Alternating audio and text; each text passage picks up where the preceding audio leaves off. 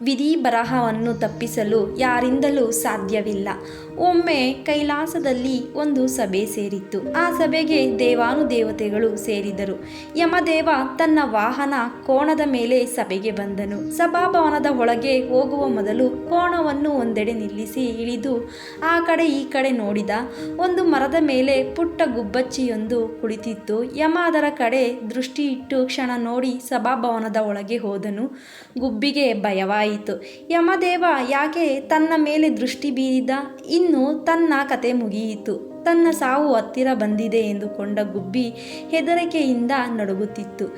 ಸ್ವಲ್ಪ ಹೊತ್ತಿಗೆ ಮಹಾವಿಷ್ಣು ತನ್ನ ವಾಹನ ಗರುಡ ರಾಜನ ಮೇಲೆ ಬಂದು ಇಳಿದು ಸಭೆಯ ಕಲಾಪಕ್ಕೆ ಒಳಗೆ ಹೋದನು. ಅಲ್ಲೇ ನಿಂತಿದ್ದ ಗರುಡ ಸುತ್ತಮುತ್ತ ತಿರುಗಿದಾಗ ಪುಟ್ಟ ಗುಬ್ಬಿ ಹೆದರಿ ನಡುಗುವುದನ್ನು ನೋಡಿದ. ಗರುಡನಿಗೆ ಪುಟ್ಟ ಗುಬ್ಬಿಯ ಮೇಲೆ ಕನಿಕರ ಬಂದಿತು. ಪಾಪ, ಇವನು ನನ್ನ ಜಾತಿಯ ಪುಟ್ಟ ಪಕ್ಷಿ, ಅವನು ಯಾಕೆ ನಡುಗುತ್ತಿದ್ದಾನೆ? ಸಮಾಧಾನ ಮಾಡಬೇಕು ಎಂದು ಅದರ ಬಳಿ ಹೋಗಿ, ಗುಬ್ಬಿ, ನೀನು ಯಾಕೆ ನಡುಗುತ್ತಿರುವೆ ಎಂದು ಕೇಳಿದ. ಗುಬ್ಬಿ ಹೇಳಿತು, ಈಗ ತಾನೇ ಯಮರಾಜನನ್ನು ನೋಡಿದೆ. ಅವನ ಕಣ್ಣಿನಲ್ಲಿ ನನ್ನ ಚಿತ್ರ ಕಾಣುತ್ತಿತ್ತು. ನನ್ನ ಜೀವಿತಾವಧಿ ಮುಗಿದಿದೆ.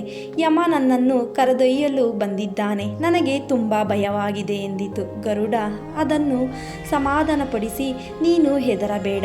ನೀನು ಯಮನ ಕಣ್ಣಿಗೆ ಬೀಳದಂತೆ ನಿನ್ನನ್ನು ಸುರಕ್ಷಿತವಾಗಿ ದೂರದ ಹಿಮಾಲಯದ ತಪ್ಪಲಿನ ಪರ್ವತ ಪ್ರದೇಶಕ್ಕೆ ಕರೆದುಕೊಂಡು ಹೋಗಿ ಯಾರಿಗೂ ಕಾಣದಂತೆ ಅಲ್ಲಿ ಭದ್ರವಾದ ಜಾಗದಲ್ಲಿ ಇಡುವೆ ಎಂದು ಗುಬ್ಬಚ್ಚಿಯನ್ನು ತನ್ನ ಮೇಲೆ ಕೂರಿಸಿಕೊಂಡು ಹಾರಿ ಪರ್ವತದ ಬಳಿ ಬಂದು ಅಲ್ಲಿದ್ದ ಒಂದು ಗುಹೆಯೊಳಗೆ ಗುಬ್ಬಚ್ಚಿಯನ್ನು ಬಿಟ್ಟು ಗರುಡ ಬಂದನು.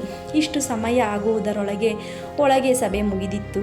ಸಭೆಯ ಕಲಾಪ ಮುಗಿಸಿ ಯಮ ಹೊರಗೆ ಬಂದು ಗರುಡನನ್ನು ನೋಡಿ ನಕ್ಕನು. ಗರುಡನಿಗೆ ಯಮನ ನಗು ಹಿಡಿಸಲಿಲ್ಲ. ಹೇಳಿದ, ನೀನು ಗುಬ್ಬಚ್ಚಿಯನ್ನು ನೋಡಿದಂತೆ ನನ್ನ ನೋಡಿ ನಕ್ಕ ಮಾತ್ರಕ್ಕೆ ನಾನೇನು ಹೆದರುವುದಿಲ್ಲ. ನನ್ನ ಮೇಲೆ ಮಹಾವಿಷ್ಣು ಕುಳಿತುಕೊಳ್ಳುತ್ತಾನೆ, ನಿನಗೂ ಗೊತ್ತಿರಲೇಬೇಕಲ್ಲ ಎಂದ. ಯಮರಾಜ ಮತ್ತು ಜೋರಾಗಿ ನಗುತ್ತಾ, ನಾನು ನಕ್ಕಿದ್ದು ಅದಕ್ಕಲ್ಲ, ನೀನು ನನ್ನ ಹತ್ತಿರವೇ ನಾಟಕ ಆಡುವೆಯಲ್ಲ ಎಂದಾಗ, ಏನೀಗ ಆ ಪುಟ್ಟ ಪಕ್ಷಿಯ ಮೇಲೆ ನಿನ್ನ ದೃಷ್ಟಿ ನೆಟ್ಟು ಹೆದರಿಸಿದೆಯಲ್ಲ, ಅದನ್ನು ನಾನು ಜೋಪಾನ ಮಾಡಿ ಬಂದಿರುವೆ. ಇನ್ನು ಗುಬ್ಬಚ್ಚಿಗೆ ನಿನ್ನ ಭಯವಿಲ್ಲ ಎಂದಿತು. ಯಮ ಇನ್ನಷ್ಟು ಜೋರಾಗಿ ನಕ್ಕ. ಗರುಡನಿಗೆ ಮತ್ತು ಆಶ್ಚರ್ಯವಾಯಿತು.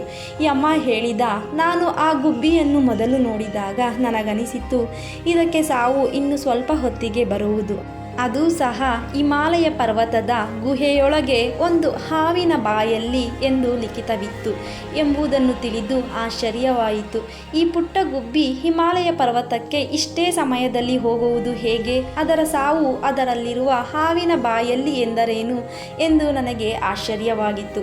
ಇನ್ನು ಆಶ್ಚರ್ಯವಾದ ಸಂಗತಿ ಎಂದರೆ, ಕೇಳು ಗರುಡ ರಾಜ, ಆ ಪುಟ್ಟ ಪಕ್ಷಿಯನ್ನು ಹಾವಿನ ಬಾಯಿಗೆ ಹಾಕಲು ಆ ವಿಧಿಯು ನಿನ್ನನ್ನೇ ಬಳಸಿಕೊಂಡಿತ್ತಲ್ಲ, ಅದನ್ನು ಕಂಡು ನನಗೆ ಆಶ್ಚರ್ಯವಾಗಿದ್ದು ಎಂದು ಯಮರಾಜ ವಿಧಿ ಬರಹವನ್ನು ತಪ್ಪಿಸಲು ಯಾರಿಂದಲೂ ಸಾಧ್ಯವಿಲ್ಲ. ಆದ್ದರಿಂದಲೇ ಬದುಕಿರುವಷ್ಟು ದಿನ ನೆಮ್ಮದಿಯಿಂದ 4 ಜನರಿಗೆ ಉಪಯೋಗವಾಗುವ ಹಾಗೆ ಬದುಕು ಬಿಡಿ. ಈ ವಿಡಿಯೋ ಬಗ್ಗೆ ನಿಮ್ಮ ಅನಿಸಿಕೆಯನ್ನು ಕಮೆಂಟ್ ಮಾಡಿ, ಹಾಗೆ ನಿಮ್ಮ ಫ್ರೆಂಡ್ಸ್ಗೆ ಶೇರ್ ಮಾಡಿ, ವಿಡಿಯೋಗೊಂದು ಲೈಕ್ ಮಾಡಿ, ನಮ್ಮ ಚಾನಲನ್ನು ಸಬ್ಸ್ಕ್ರೈಬ್ ಮಾಡಿ. ನಿಮ್ಮ ಭರವಸೆಯೊಂದಿಗೆ ಸದಾ ನಿಮ್ಮೊಂದಿಗೆ. ಧನ್ಯವಾದಗಳು.